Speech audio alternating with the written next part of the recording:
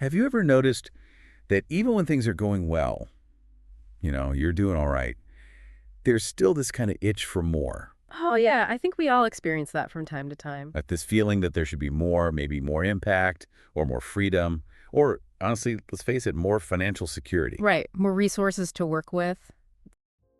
You're not here to survive, you're here to live on purpose. My name is Markus Spenger and I'm a high performance coach. And within this show, we're going to reflect on purpose, on clarity, on focus in your life.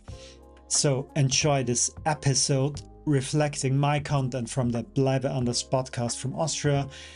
And if you really like the show, well, hit the subscribe button and leave also a comment there, and talk to you soon. And now let's have fun with the rest of the show.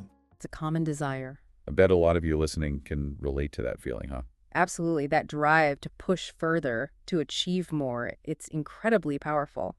It is, but what if that very idea of more that we're chasing, what if that's actually what's holding us back? That's an interesting thought. How could wanting more be a problem? Well, that's exactly what we're going to dive into today.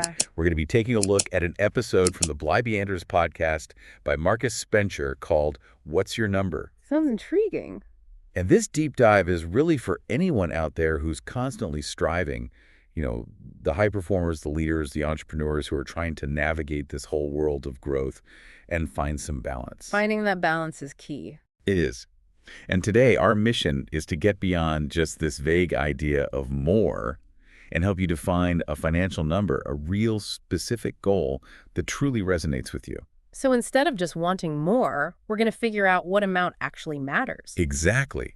Because, as Marcus pointed out in his podcast, wanting more without any kind of definition is like, well, it's directionless. I see. So it's like saying you want to travel more, but you have no idea where you want to go. Yeah, exactly. It's like, if you told someone you want more money and they hand you 50 cents, technically they've given you more.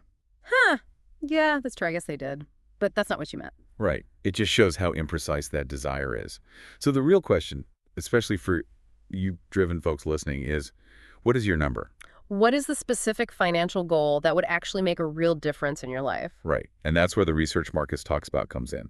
It really gets you thinking about what a comfortable income even means and the link between money and happiness. Okay, so what did you say about that? Well, he referenced a study that's suggested for a lot of people, a comfortable baseline income is somewhere around 5,000 euros per month. 5,000 a month. I'm sure that sounds like a lot to some and maybe not so much to others. Absolutely. It depends on your situation. But it gives us a starting point to think about, right? Yeah, definitely. For people already earning more than that, it makes you wonder if they feel that much more comfortable or happy. That's a great question. And that's where things get really interesting. The study actually found that once you go past a certain income level, the happiness and satisfaction people feel doesn't really keep increasing. Oh, so more money doesn't automatically mean a better life. Not necessarily, no. It seems like there's a point where it just plateaus. That kind of goes against what we're often told. Right, and it makes you question if always chasing more money is really the best way to be happy. It reminds me of that if thinking we can all fall into, like, if I just get that promotion, then I'll be happy. Oh, I know that one well. Or, if I can just save up this much money, then I can relax. Yeah, exactly.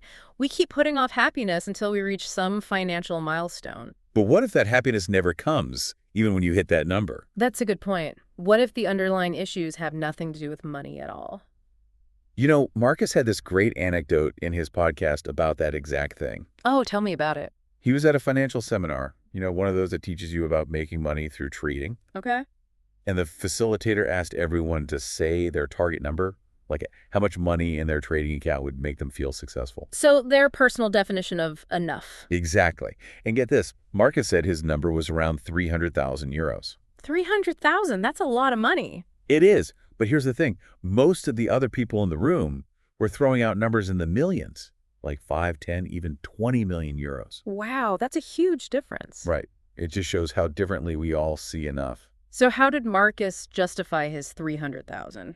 Well, he explained that he based it on a hypothetical monthly income of 10,000 euros gross. Okay, and he's in Austria, right? So taxes and insurance take a good chunk of that. Yeah, he figured those would be around half, so his net income would be about 5,000 euros a month. Which coincidentally lines up with that comfort baseline we talked about earlier. Exactly. So for Markus, 5,000 net was enough for him to live comfortably. Not just a random number, but based on his actual needs and lifestyle. Makes sense. So what about the trading part? Well, with the strategies they were learning, he figured he could aim for a 10,000 euro monthly return on his 300,000 trading account. So his return would essentially cover his desired income and give him a safety net. That was the idea, and that's why 300,000 was enough for him. Yeah. Thought that was so smart. It is a really clear and calculated approach, and it shows how you can connect your financial goals to your actual life. And what I loved is that he said once you've got that core number, anything beyond that is just extra. So you can use it for other things, like supporting causes you care about. Exactly. He mentioned things like Kinderdorf and Sterntalerhof, charities that make a real difference. I love that, aligning your financial success with a bigger purpose. Me too. It really adds another dimension to your goals. So how do we figure out our own number, like Markus did? Well, he talked about this cool coaching technique called future basing. Future basing, what's that? It's a way to visualize yourself having already achieved your goal. Interesting. Yeah, you find a quiet spot, close your eyes, and really picture it. Imagine you've already reached your financial number, whatever that is for you. Okay, so I'm really there in that future. I've got it all. Yeah, and you really try to feel it. What do you see around you? What do you hear? What are you doing? Who are you with? Got it. Make it as real as possible. And then you start to think about what's different in your life now that you've hit this goal. What are you doing more of? What have you let go of? So I'm comparing this future me to how I am now. Right. What stresses are gone? What are you doing differently with your time and energy? That's a great way to get a feel for the real impact of achieving that number. And here's the key. You have to write it all down.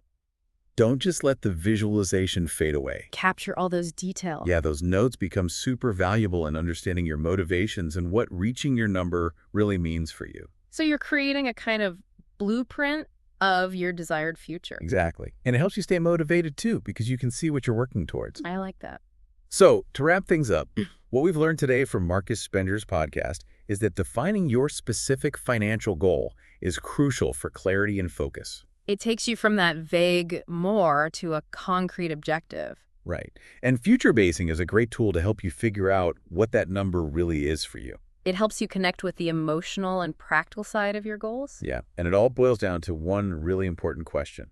Right. What defines enough for you? That's a question we all need to ask ourselves. Absolutely. And if you want to explore these ideas further, I highly recommend checking out the Bleibeyenders podcast by Markus Spenger. It's full of great insights. We might even have some guests from his podcast on future deep dives, so stay tuned for that.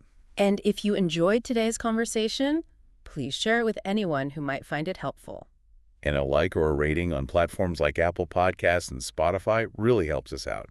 If you're a high performer, a leader, or an entrepreneur with a story to share, and you'd like to be a guest on a future deep dive, we'd love to have you. You can find a contact form on my homepage. Reach out anytime.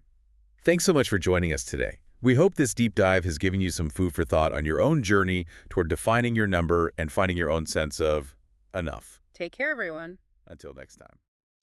Ready to stop chasing and start living? Book your free clarity call at markusspenger.com or download your free clarity report to gain focus, build inner strength, and live with direction and purpose. Because, life is too short to just function. It's time to lead from within. Be bold, be clear, be you.